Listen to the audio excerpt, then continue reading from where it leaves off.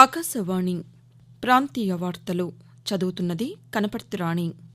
ముఖ్యాంశాలు. లోక్సభ 2024 ఎన్నికలు కేవలం ప్రభుత్వం ఏర్పాటు చేయడానికి కాదని అభివృద్ది చెందిన దేశంగా తీర్చిదిద్దేందుకు అని భారతీయ జనతా పార్టీ సీనియర్ నాయకులు ప్రధానమంత్రి నరేంద్ర మోదీ ఉద్ఘాటించారు. ఎన్నికల విధుల్లో ఉన్న ఉద్యోగులు పోస్టల్ బ్యాలెట్ కోసం దరఖాస్తు చేసుకోవడానికి కేంద్ర ఎన్నికల సంఘం మార్గదర్శకాలను విడుదల చేసింది. ఆంధ్రప్రదేశ్లో ఎన్నికల నియమావళి ముగిసే వరకు ఇంటింటికి పింఛన్ల పంపిణీ నిలిపివేయాలని గ్రామీణ పేదరిక నిర్మూలన సంస్థ సెర్ప్ ఉత్తర్వులు జారీ చేసింది. అనంతపురం జిల్లాలో కొనసాగుతున్న ముఖ్యమంత్రి వైఎస్సార్ కాంగ్రెస్ పార్టీ అధ్యక్షులు వైఎస్ జగన్మోహన్ రెడ్డి బస్సు యాత్ర ఈరోజు సంజీవపురం నుంచి ప్రారంభం కానుంది.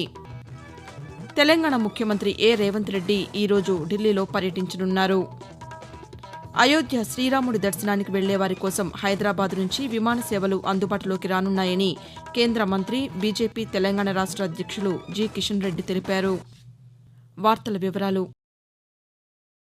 లోక్సభ 2024 ఎన్నికలు కేవలం ప్రభుత్వం ఏర్పాటు చేయడానికి కాదని భారత్ను అభివృద్ది చెందిన దేశంగా తీర్చిదిద్దేందుకు, ప్రపంచంలో 3వ అతిపెద్ద ఆర్థిక వ్యవస్థగా రూపుదిద్దేందుకు అని భారతీయ జనతా పార్టీ సీనియర్ నాయకులు ప్రధానమంత్రి నరేంద్ర మోదీ ఉద్ఘాటించారు. ఉత్తరప్రదేశ్లోని మీరట్లో జరిగిన సభలో ఆయన మాట్లాడుతూ, ప్రపంచంలో భారత్ 11వ అతిపెద్ద ఆర్థిక వ్యవస్థగా ఉన్నప్పుడు పేదరికం అధికంగా ఉండేదని, 5వ అతిపెద్ద ఆర్థిక వ్యవస్థగా మారిన తర్వాత 25 కోట్ల మంది ప్రజలు విజయవంతంగా పేదరికం నుంచి బయటపడ్డారని చెప్పారు. ఎన్నికల విధుల్లో ఉన్న ఉద్యోగులు పోస్టల్ బ్యాలెట్ కోసం దరఖాస్తు చేసుకోవడానికి కేంద్ర ఎన్నికల సంఘం మార్గదర్శకాలను విడుదల చేసింది. పోస్టల్ బ్యాలెట్కు దరఖాస్తు చేసుకున్న వారు ఎంపిక చేసిన కేంద్రాల్లో మాత్రమే ఓటు వేయాలని తెలియజేసింది. పోస్టల్ బ్యాలెట్ దరఖాస్తు కోసం ఫారం 12 అందజేస్తామని, అందులో వారు తాము ఎక్కడ ఓటు వేయాలో ఎంచుకోవాలని సూచించింది. ఓటరుగా నమోదైన నియోజకవర్గం లేదా విధులు నిర్వర్తించే నియోజకవర్గాన్ని ఎంచుకోవచ్చని పేర్కొంది. ఉద్యోగి పేరు, ఎంప్లాయీ కోడ్, హోదా, శాఖ, మొబైల్ నెంబర్, పనిచేస్తున్న నియోజకవర్గం, సొంత నియోజకవర్గం, దాని సంఖ్య, ఓటర్ల జాబితాలో నెంబరు, గుర్తింపు కార్డు సంఖ్య వివరాలను సైతం ఫారం 12లో పొందుపరచాలని పేర్కొంది. పోస్టల్ ఓటు వేసే ఉద్యోగుల కోసం ఎన్నికల కేంద్రాలను తాత్కాలికంగా ఆర్ఓ, ఏఆర్ఓ కార్యాలయం లేదా ఏదైనా ఇతర కార్యాలయంలో ఏర్పాటు చేయాలని ఎన్నికల సంఘం సూచించింది. ఆంధ్రప్రదేశ్లో ఎన్నికల నియమావళి ముగిసే వరకు ఇంటింటికి పింఛన్ల పంపిణీ ఉండదని గ్రామీణ పేదరిక నిర్మూలన సంస్థ సెర్ప్ ఉత్తర్వులు జారీ చేసింది. గ్రామ, వార్డు సచివాలయ సిబ్బందితో సచివాలయాల్లోనే పంపిణీ చేయాలని అధికారులకు ఆదేశాలు జారీ చేసింది. ఎన్నికల నియమావళి అమల్లో ఉన్న కారణంగా వాలంటీర్ల ద్వారా పింఛన్లు పంపిణీ చేయకూడదని స్పష్టం చేసింది. పింఛను కోసం లబ్దిదారులు ఆధార్ లేదా ఇతర గుర్తింపు కార్డు తీసుకువెళ్లాలని సెర్ప్ సూచించింది. ఆంధ్రప్రదేశ్లోని అనంతపురం జిల్లాలో కొనసాగుతున్న ముఖ్యమంత్రి వైఎస్సార్ కాంగ్రెస్ పార్టీ అధ్యక్షులు వైఎస్ జగన్మోహన్ రెడ్డి బస్సు యాత్ర ఈరోజు సంజీవపురం నుంచి ప్రారంభం కానుంది.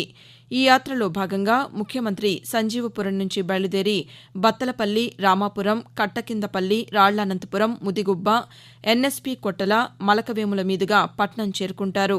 పట్నం నడింపల్లి, కాలసముద్రం, ఎర్రదొడ్డి మీదుగా కుటకుల చేరుకుంటారు. అనంతరం బయలుదేరి కదిరి పట్టణం చేరుకుని ఇఫ్తార్ విందులో పాల్గొంటారు. తెలంగాణ ముఖ్యమంత్రి రేవంత్ రెడ్డి ఈరోజు ఢిల్లీలో పర్యటించనున్నారు. తెలంగాణలో మిగిలిన 4 ఎంపీ స్థానాల అభ్యర్థుల ఎంపిక ప్రక్రియపై రేవంత్ రెడ్డి చర్చించనున్నారని కాంగ్రెస్ పార్టీ వర్గాలు తెలియజేశాయి. ఇప్పటికే 13 స్థానాలకు అభ్యర్థులను ప్రకటించిన కాంగ్రెస్ వరంగల్, ఖమ్మం, కరీంనగర్, వరంగల్ స్థానాలను ప్రకటించలేదు.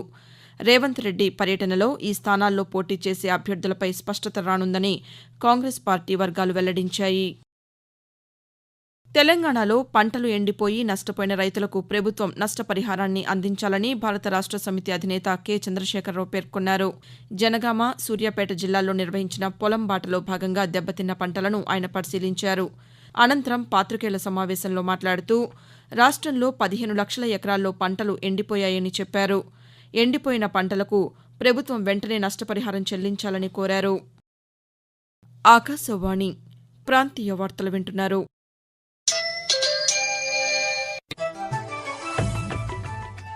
ఖచ్చితమైన సమాచారం, నిష్పాక్షికమైన విశ్లేషణలు, విశ్వసనీయ వార్తా ప్రసారాలకు వేదిక ఆకాశవాణి. దేశ ఆర్థిక, రాజకీయ, సామాజిక, సాంస్కృతిక అంశాలకు సంబంధించిన నిరంతర వార్తా విశేషాల కోసం ఆకాశవాణి సామాజిక మాధ్యమ వేదికలైన న్యూస్ ఆన్ ఎయిర్ యూట్యూబ్ ఛానల్ను, newsonair.gov.in వెబ్సైట్ను, ట్విట్టర్లో ఆల్ ఇండియా రేడియో న్యూస్ను వీక్షించండి. తెలుగు ప్రాంతీయ వార్తా విశేషాల కోసం మీ అభిమాన ఆకాశవాణి న్యూస్ విజయవాడ మరియు ఆకాశవాణి న్యూస్ విశాఖపట్నం యూట్యూబ్ ఛానల్స్ను వీక్షించండి.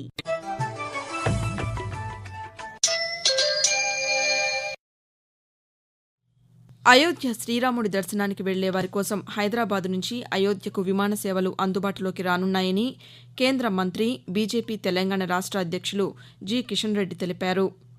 ఏప్రిల్ 2 నుంచి వారానికి 3 రోజులు మంగళవారం, గురువారం, శనివారాల్లో విమాన సేవలు అందుబాటులోకి రానున్నాయని ఆయన పేర్కొన్నారు. దేశవ్యాప్తంగా కేంద్రీయ విశ్వవిద్యాలయాలు, ఇతర విద్యాసంస్థల్లో 2024-25 విద్యా సంవత్సరానికి అండర్ గ్రాడ్యుయేట్ కోర్సుల్లో ప్రవేశాలకు నిర్వహించే CUET యూజీ 2024 పరీక్షకు దరఖాస్తుల గడువును మరోసారి పొడిగిస్తున్నట్లు నేషనల్ టెస్టింగ్ ఏజెన్సీ NTA ప్రకటించింది. షెడ్యూల్ ప్రకారం మార్చి 26తో దరఖాస్తుల గడువు ముగియగా ఇటీవల మార్చి 31 వరకు గడువు పెంచగా తాజాగా మరోసారి దరఖాస్తుల సమర్పణకు గడువు పొడిగిస్తూ అధికారులు నిర్ణయం తీసుకున్నారు. దీంతో ఏప్రిల్ 5వ తేదీ రాత్రి 9:50 వరకు అభ్యర్థులు సంబంధిత వెబ్సైట్ ద్వారా దరఖాస్తు చేసుకోవచ్చని NTA పేర్కొంది. ఆంధ్రప్రదేశ్లోని విశాఖపట్నం దక్షిణ శాసనసభ స్థానం జనసేన అభ్యర్థిగా CH వంశీకృష్ణ శ్రీనివాస్ యాదవ్ పేరును పార్టీ అధ్యక్షులు కె పవన్ కళ్యాణ్ ప్రకటించారు. ఎన్నికల ప్రచారంలో భాగంగా పిఠాపురం నియోజకవర్గంలో పర్యటిస్తున్న ఆయన నిన్న పార్టీ ముఖ్యులతో వివిధ అంశాలపై చర్చించారు. ప్రచార కార్యక్రమాలు, కూటమిలో భాగంగా పార్టీల మధ్య సమన్వయం తదితర అంశాలపై సమీక్షించారు. పోలింగ్ ముగిసే వరకు క్షేత్రస్థాయిలో కలిసి పనిచేయాలని కోరారు. ఈ క్రమంలో విశాఖ దక్షిణ స్థానం అభ్యర్థిని ప్రకటించారు. కాగా ఇప్పటివరకు 19 అసెంబ్లీ స్థానాలకు, 2 ఎంపీ స్థానాలకు అభ్యర్థులను జనసేన పార్టీ ప్రకటించింది. ఆంధ్రప్రదేశ్లోని తిరుమల శ్రీ వెంకటేశ్వర స్వామివారి ఆలయంలో రేపు ఆలయ శుద్ది కార్యక్రమం కోయిల్ అల్వార్ తిరుమంజనాన్ని నిర్వహించనున్నారు. ఈ కార్యక్రమం సందర్భంగా VIP బ్రేక్ దర్శనాలు రద్దు చేసినట్లు టీటీడీ అధికారులు తెలిపారు. భక్తులు ఈ విషయాన్ని గమనించాలని టీటీడీ విజ్ఞప్తి చేసింది. ఉగాది, ఆనివార ఆస్థానం, బ్రహ్మోత్సవం, వైకుంఠ ఏకాదశి పర్వదినాల ముందు వచ్చే మంగళవారం రోజు కోయిల్ అల్వార్ తిరుమంజనం నిర్వహించడం ఆనవాయితీ. ఆంధ్రప్రదేశ్ ప్రభుత్వం పన్నుల రూపంలో ప్రజలపై భారం మోపుతోందని భారతీయ జనతా పార్టీ రాష్ట్ర అధ్యక్షురాలు దగ్గుబాటి పురంధేశ్వరి విమర్శించారు. విజయవాడలోని పార్టీ రాష్ట్ర కార్యాలయంలో జరిగిన ఓబీసీ మోర్చా రాష్ట్ర కార్యవర్గ సమావేశానికి ఆమె హాజరై ప్రసంగించారు. ఈ సందర్భంగా ఆమె మాట్లాడుతూ ఎన్నికల ప్రచారంలో ముఖ్యమంత్రి అసత్యాలు ప్రచారం చేస్తున్నారని, రాష్ట్రంలో ప్రతి ఒక్కరిపైనా 2 లక్షల రూపాయల రుణభారం ఉందని అన్నారు.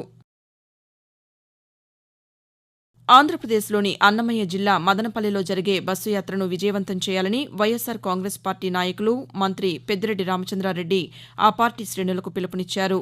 బస్సు యాత్ర ఏర్పాట్లను ఆయన నిన్న పార్టీ నాయకులతో కలిసి సమీక్షించారు. ఈ సందర్భంగా మాట్లాడుతూ బస్సు యాత్ర జరిగే ప్రాంతాల్లో ముఖ్యమంత్రి ప్రజలతో మమేకమవుతారని, ఆ గ్రామాల ప్రజలకు ముందే తెలియచేయాలని అన్నారు. బస్సు యాత్ర ద్వారా సంక్షేమ పథకాల గురించి చెప్పడంతో పాటు ప్రజల సమస్యలను ముఖ్యమంత్రి అడిగి తెలుసుకుంటారని వివరించారు. ప్రాంతీయ వార్తలు ముగించే ముందు ముఖ్యాంశాలు మరోసారి. లోక్సభ 2024 ఎన్నికలు కేవలం ప్రభుత్వం ఏర్పాటు చేయడానికి కాదని, అభివృద్ది చెందిన దేశంగా తీర్చిదిద్దేందుకు అని భారతీయ జనతా పార్టీ సీనియర్ నాయకులు, ప్రధానమంత్రి నరేంద్ర మోదీ ఉద్ఘాటించారు. ఎన్నికల విధుల్లో ఉన్న ఉద్యోగులు పోస్టల్ బ్యాలెట్ కోసం దరఖాస్తు చేసుకోవడానికి కేంద్ర ఎన్నికల సంఘం మార్గదర్శకాలను విడుదల చేసింది. ఆంధ్రప్రదేశ్లో ఎన్నికల నియమావళి ముగిసే వరకు ఇంటింటికి పింఛన్ల పంపిణీ నిలిపివేయాలని గ్రామీణ పేదరిక నిర్మూలన సంస్థ SERP ఉత్తర్వులు జారీ చేసింది. అనంతపురం జిల్లాలో కొనసాగుతున్న ముఖ్యమంత్రి వైఎస్సార్ కాంగ్రెస్ పార్టీ అధ్యక్షులు వైఎస్ జగన్మోహన్ రెడ్డి బస్సు యాత్ర ఈరోజు సంజీవపురం నుంచి ప్రారంభం కానుంది.